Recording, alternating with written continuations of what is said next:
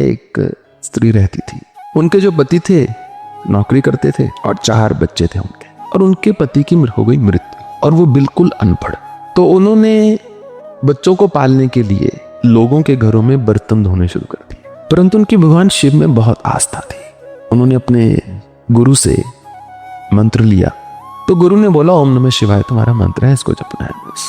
उसने बोला जो आगे गुरु महाराज, श्वास चला जाएगा परंतु ना मैं आपको छोड़ूंगी ना इस मंत्र को, बस मेरे लिए मंत्र है, आप मंत्र हैं। तो वो घर में लोगों के बर्तन मांजती रही और ओम नमः शिवाय जपती रही। तो उनका पहले किराए का घर था, फिर कुछ लोगों ने मदद की तो एक टिन की छत पड़ गई। उस टिन की छत के पीछे उन्होंने अपना मंदिर बना लिया एक, उसी मंदिर में वो रहने लगी।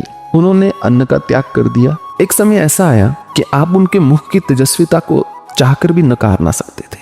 मैंने अपनी आंखों देखी बात मैं बता रहा हूँ। इस बात को लगे होंगे कम से कम 15 या 17 साल। उनकी बड़ी बड़ी जटाएं बन गई और चेहरा इतना बड़ा तेजस्वी चेहरा। उनकी बेटी की शादी हुई और लगभग 6 महीने या 1 साल के बाद दहेज के कारण उसको जला दिया गया, पर वो बच गई।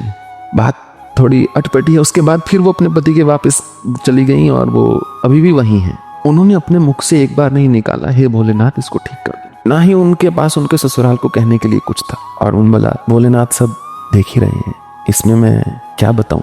यदि मेरे बताने से उनको ठीक करना होता तो ऐसी घटना होने ही ना देते। यदि ऐसी घटना हुई ही है तो इसमें कोई ध्येय होगा ईश्वर का, मैं क्या जानूं। जीवन में विकट से विकट परिस्थिति की आप कल्पना कर लीजिए।